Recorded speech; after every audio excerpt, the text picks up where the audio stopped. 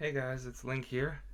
Welcome back to Hyrule. Today we're going to be looking at a Bullet Angel Kaisa gameplay and bot in norms with my boy Goku. Got the new mic all fired up and ready to go. It's a Razer Siren X. Razer, if you want to throw me a sponsor at some point, that would be super appreciated since I literally do use all of your products. Now today, the topic is going to be pretty simple. I'm going to be talking about why my role is ADC, what I find fun about it, what I find fun about the champs, what I find fun about bot lane in general, and then we'll go to the ugly side of the coin where I discuss what makes me want to never play bot again and things like that, and why. So this is a Kaisa gameplay. I am not really a huge Kaisa player, actually. So it's gonna be as weird for me as you would think. Now, I get a sip of the drink there. You got Goku and Jungle on Sedge looking for some content. Now, one of the things I love about having him play tank junglers is the simple fact that I know I'm going to have a tank that plays the game properly. So, looking forward to team fights. So, as Kaisa, or most ADCs, your job is to scale. Now, the reason I love the role is the feeling of late game. The feeling of carrying, the feeling of going around fights, however it may be. With Kaisa, you go invis, you pick your targets. If someone gets CC'd and they're on the backline by themselves, you can just jump to them. Then you can invis your way out. Champs like Ezreal, who is my favorite ADC, can just shift around, shift past distractions, hit his Qs that way. He can pop a huge burst with the W pop, which is just WQ or auto or shift, really. The R can also pop it, which is not advised, but if someone gets hit by it, gets scared, flashes away, you can still snipe them. And it's kind of how Kaisa works too, you know? You want to hit your W on a target so you can start your passive proc. And usually it gives you 2 out of your 4 before you need your 5th hit. But if you upgrade your W, so basically in this game I'm going to go Mirror Mana into Rage Blade into Nashers, because that procs all 3 of your upgrades. Q need 100 AD, for your W need 100 AP, and then for your E you need 100% like bonus attack speed, I believe. So that way, just to like give a general overview of how this champion works. Very scaling based, very kind of like Kha'Zix. You want to upgrade her and she becomes stronger. So the reason I fell in love with the ADC role is quite simple. Put yourself in my mindset. It's 2013. I'm brand new to the game, and I am looking for a role to play. First, I get stuck in mid, which is like literally probably the worst place for a new player to go at the time. So, you know, kind of get trolled by my so-called friends at the time. They're put me in mid. I played TF and went like 0-14 or something. Then we played another game, and amazingly, a sick double kill there with the W snipe as Goku just holds him still pretty much. But anyways, I get put in mid again for some reason, and I decide to play Veigar, and it goes about as well as you'd think for someone new. I think I might have got 3 kills that game. And this is back when Veigar R only executed people who had high AP, not people with missing health. So I guess technically it's not even an execute. But what we want to talk about now is how ADC became my role. Okay, so I played Veigar, got like 3 kills. Probably none of them with R, because you used to like want to finish your combo with Q to get the stacks instead of trying to finish it with R, which is super weird. But anyways, so I got out of that, and I didn't really find any satisfaction in it, much like I hope Veigar players don't in general. And I decided I wanted a role where I could deal consistent damage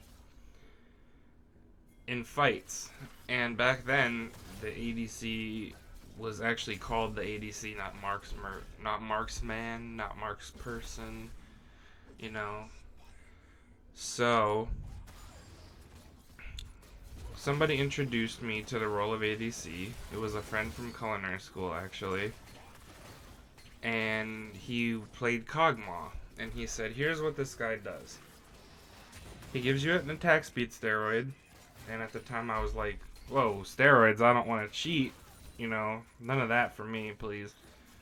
And he said, no, it's not a cheat.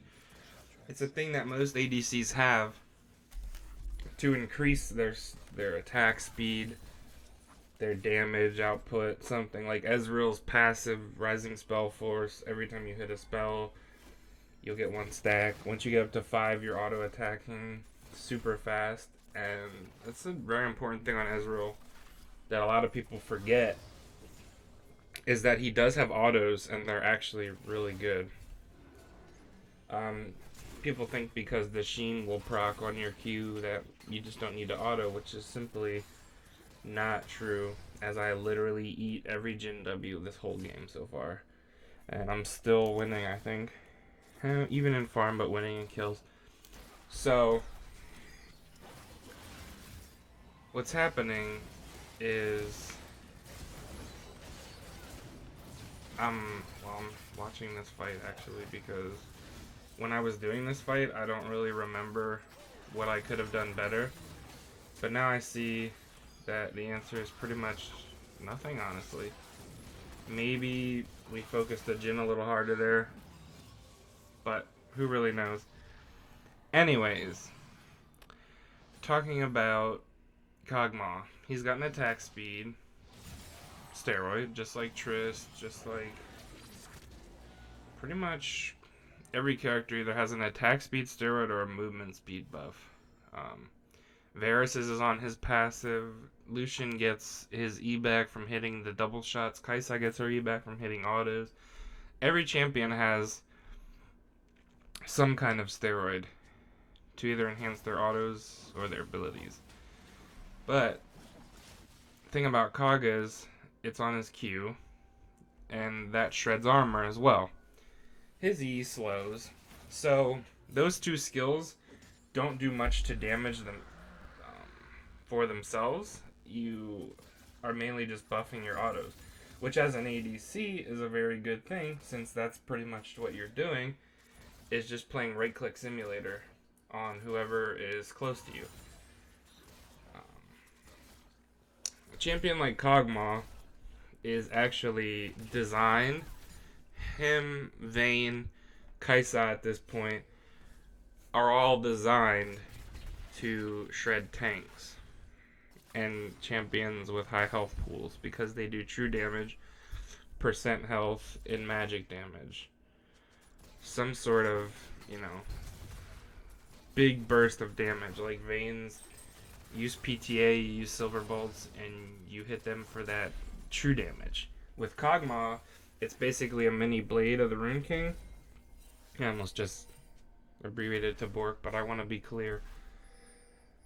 With Kog'Maw, his passive is literally like Bork Light, just like a free version. It works really well. It's on his W.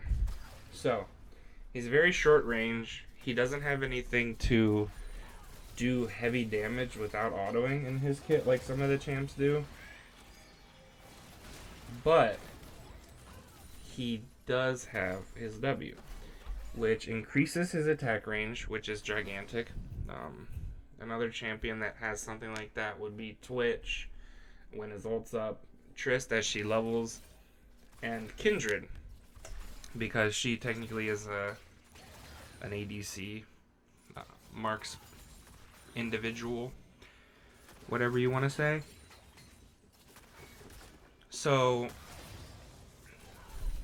going through that, Kog'Maw's power comes from when he has his W on and he's attacking from farther and doing bonus damage. Because of this, he can kite tanks really well. Obviously, I mean, attacking distance, not like he's gonna just like walk around a Nautilus and not get hooked for 12 minutes and then stunned and then slowed. I just mean it gives him a chance to attack from farther away so his front line doesn't have to do as much, kind of thing. So, Kog'Maw, I watch him play. He's turning his W on. Like I said, it's against bots, so they don't trade back, they don't run away, they don't look for the red eyes, meaning Kog'Maw is in his W. They just kind of like stand there and just get hit. So I see like the full power of how Kog'Maw really works. If I wouldn't have got stunned there, that would have been huge actually. And also if this, whatever this Shyvana's doing, honestly like 10 minutes late to the gank. But yeah, so what Kog is gonna do is just shred tanks, and once you get him a Rage Blade, he's gonna start proccing his passive W, his Bork passive, more often, and twice every 3 hits. Same thing on Vayne. So what Bork used to do on her, what Rage Blade used to do on Vayne was proc it after 2 hits instead of 3, which got a little out of hand for obvious reasons. But now that I've kind of given an overview of why AD carries have certain things built into their kit, got distracted by a couple of team fights and took some drinks, let's continue talking about why I fell in love with this role. So I had stopped playing with the first group of friends, quote unquote, and I had met this guy from Sweden somehow. I don't know how he was on NA, but I don't know, he might have just been like in America for some reason and just playing League. But I'm playing on my laptop. I'm probably at best pulling 20 frames.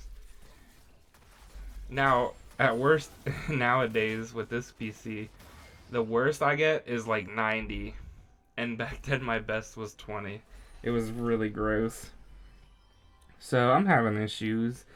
Anytime more than 2 people are near me, I'm skipping around. I have trouble last hitting.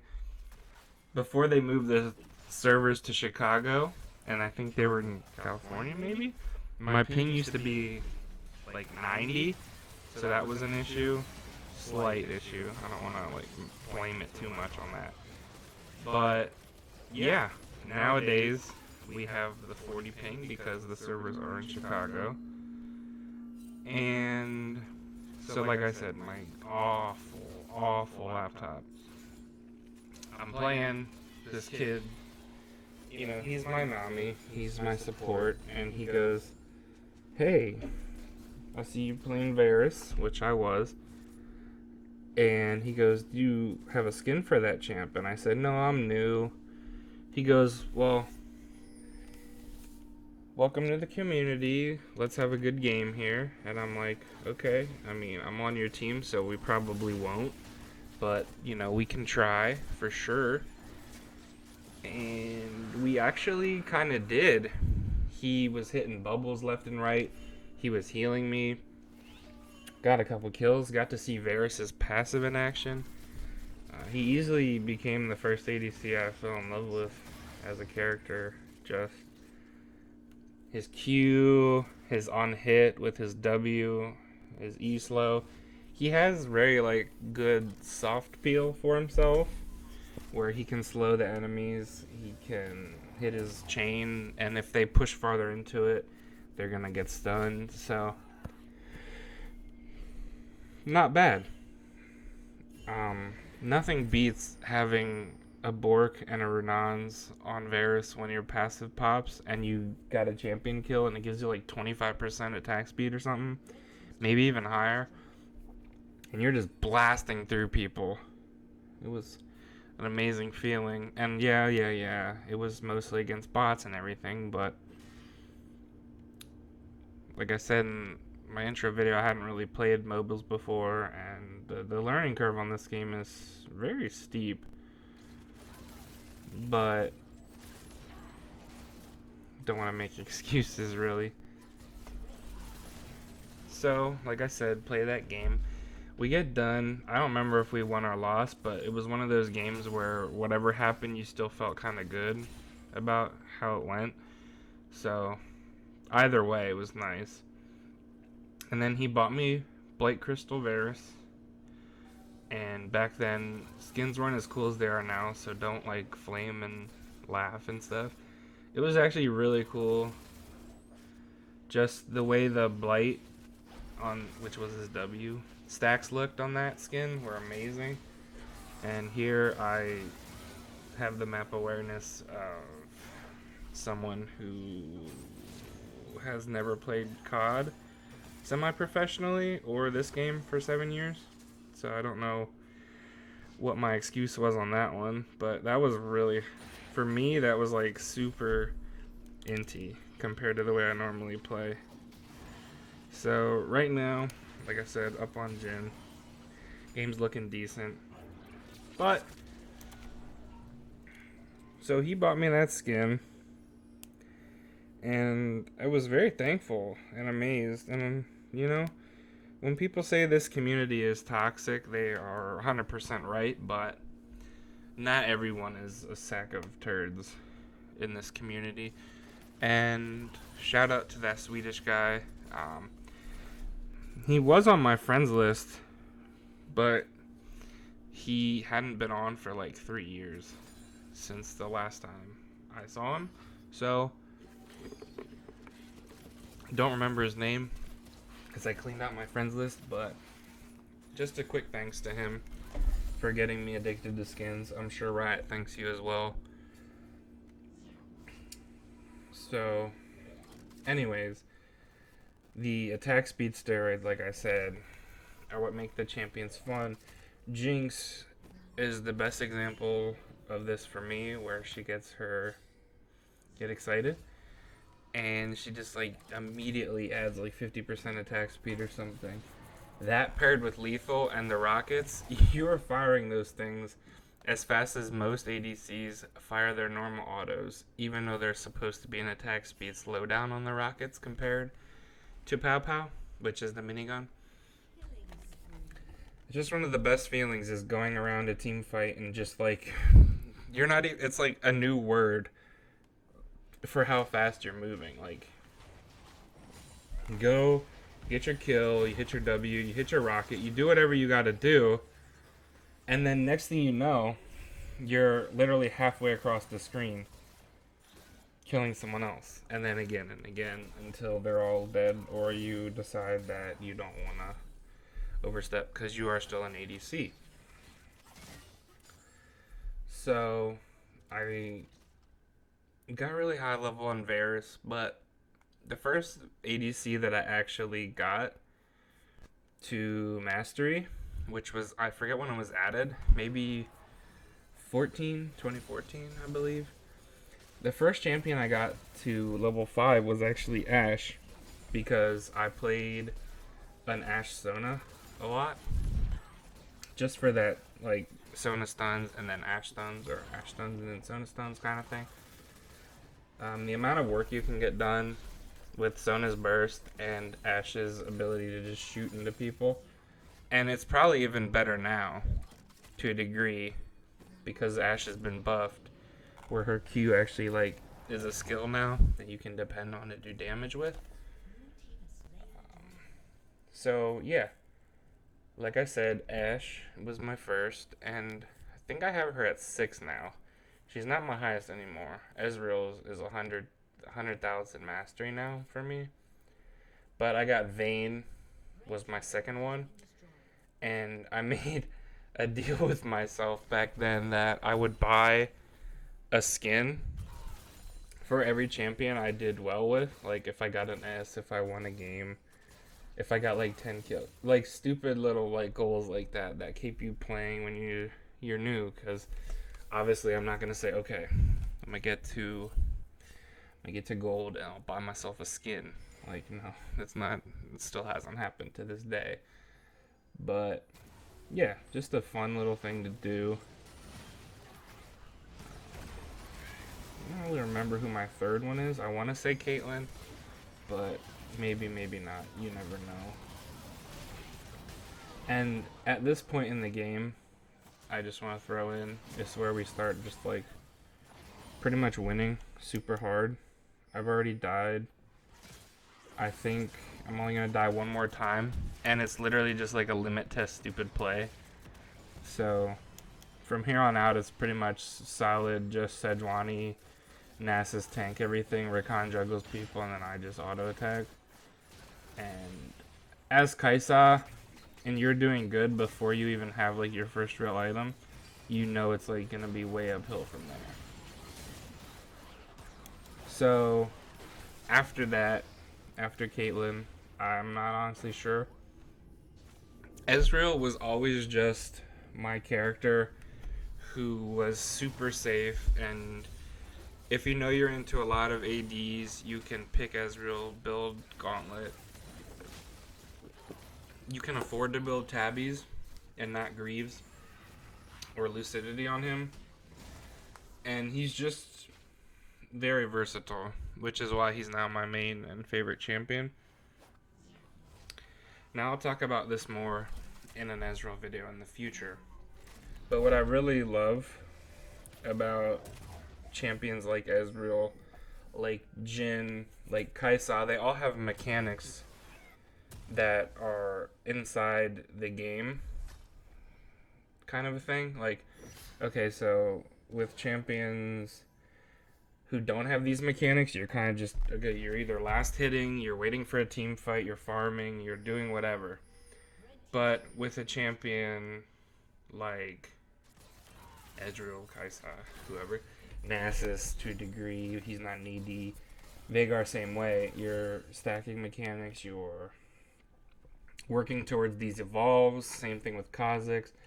Ezreal has a really, really, really cool one where your Q takes 1.5 seconds off all your other cooldowns when you hit it. So it's a really good way to give yourself mobility in your E by hitting Qs, and then bringing your R back more often. You just spam Qs on waves. As you're running away, as you're running 2 fights, just hit him over the walls into jungle camps. Whatever you gotta do. And it just makes the role more interesting in itself. And even though ADCs are in a bad spot right now as far as getting blown up very fast and still taking long to scale, and with the exception of Senna, I'm going to bring up one of Goku's points here. With the exception of Senna, who has built-in crit chance, as you scale, you don't just get it, you have to get your little stacks. Kind of like whatever Thresha stacks are, like souls, I guess they're called. You get crit from that. And by the point that you have what would be like 2 normal ADC items, say putting you at 50, you're going to have almost another 15 to 20, which is like a free quick cloak. And that's huge in this day where we're building Death Stance on ADCs. Almost all of them. Aphelios, Ezreal get it like second, third. So A way to add crit to ADCs would be super nice, actually, besides just buying it.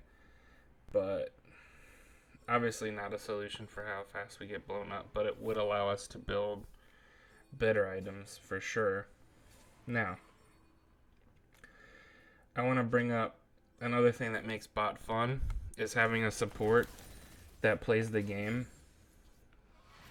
You probably think I'm going to say something else, but I literally just mean plays the game.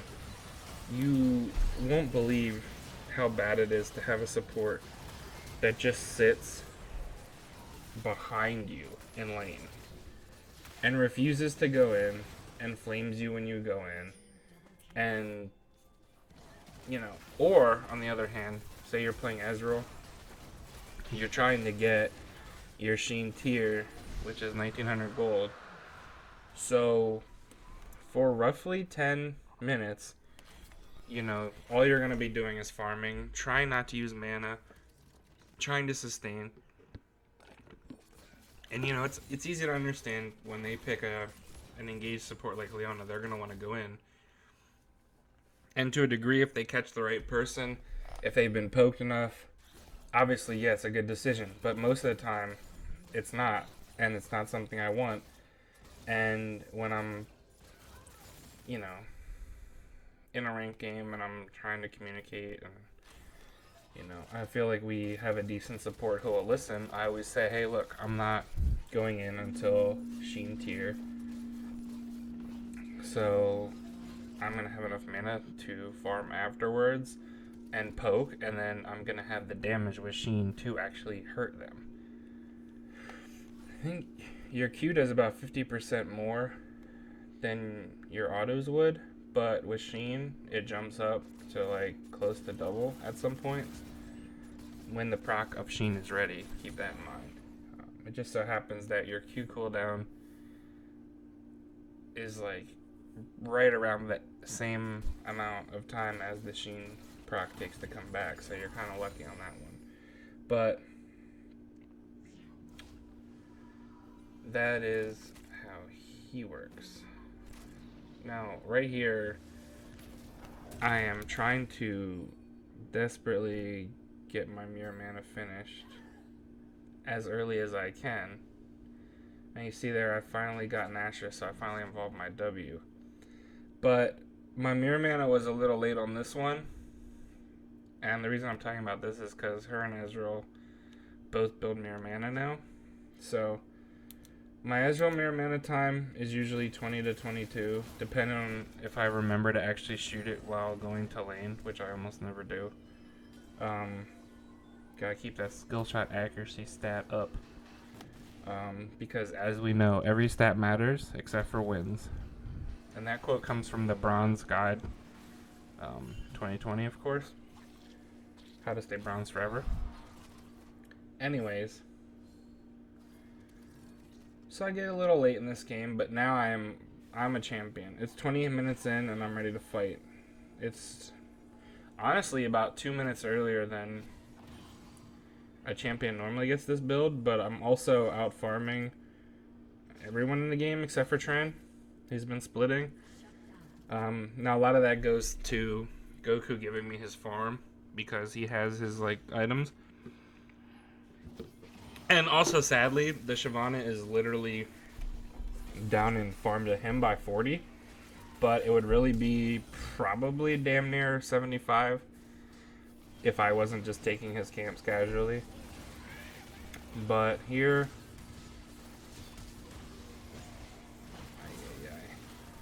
I let the Rakan get out. He actually survives. And then I'm just trying to like re-engage with Nasus and Sedge. Unfortunately for me, Nasus bops that one, but this is a good example of why playing AD carry with tanks is fun. Because, and like peel supports I guess too. You get a chance to actually do your damage instead of just waiting for that 1 second where they're low enough and you go in and kill them all from 12 health to actually like fight the whole fight out. It's a really good feeling. And another reason why I love this role.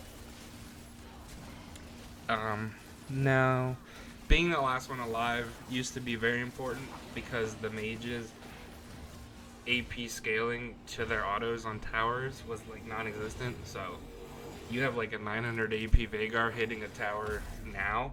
It's doing like 800, maybe more. But back in the day, it would only do like 80 because it just went off as AD. So you as the ADC, sorry about that, are super important in getting towers after fights. So keeping the ADC alive was a way bigger deal back then. Now, pretty much just a carry survives, you're good.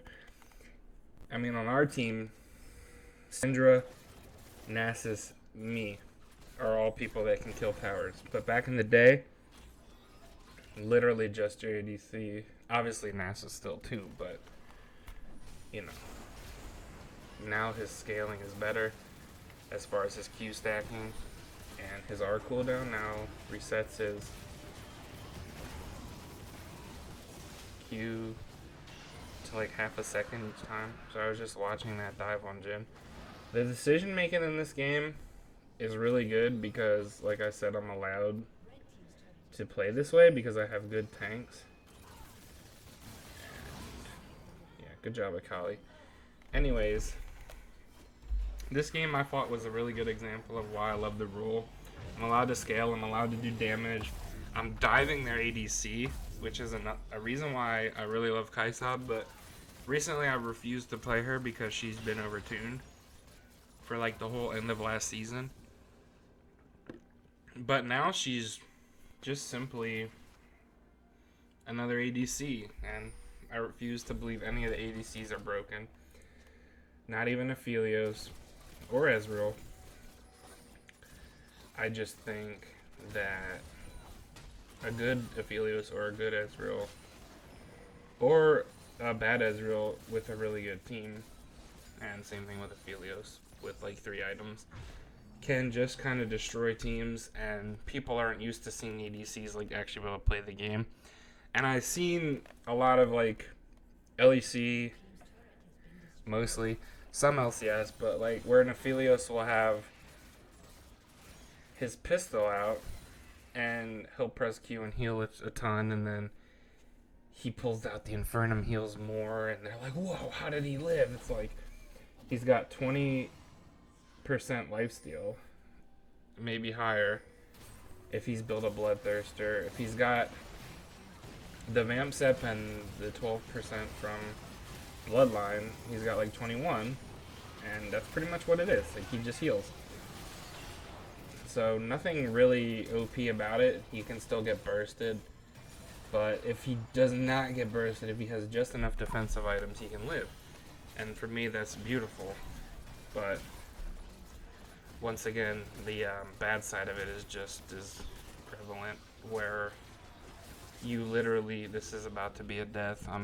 Tryndamere just like really getting on my nerves. Normally I just end, but this isn't ranked, so I'm just gonna go for him at some point here. Just a fair warning: if you don't like to see ints, just close your eyes for like a little bit. So yeah, once you are allowed to play the game as an ADC, you're pretty much unstoppable, based on just not making mistakes. Which obviously, like I said, I do here, but I'm pretty sure one of them flashed for me. Yeah, Kali flashed to Gunblade me.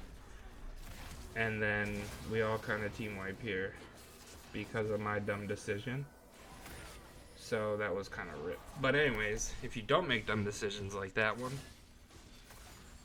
if you don't get dove really hard, if you have peel, ADC is my role. And I got this gameplay last night on stream, by the way, twitch.tv/LeagueIsLegendary. Please come by. And it made me have hope again for the role. I didn't even realize how badly I dumpstered their Jhin in farm. But yeah, the main thing is He only has Alistar with his ult on as a tank. Tryndamere only a tank because of his ult, and then Shyvana, I should know her. I have like a million games played on her because she's the only jungler I'm good at. But yeah, Sejuani, I'm done. Shyvana is not a tank at all because she's going like the worst AP build I've ever seen on Shyvana. She has no Nashers. I don't know why. Don't ask. But I hope this gameplay has shown why I love the role of ADC. As we see this last fight fold out before the game ends. And Akali just can't get it done with... I believe in this game I'm not using full yellow. I'm going red with Hail of Blades and Taste of Blood, and you're healing on skills. Ravenous Hunter, that's what it's called. So, and then I do have Bloodline on, obviously. So yeah, it's a really good Kai'Sa build. Once your Hail of Blades is active, it really starts to help your passive. If you hit a W and that, you pretty much pop your passive instantly. But anyways, thanks for stopping by. Come back to Hyrule soon. And link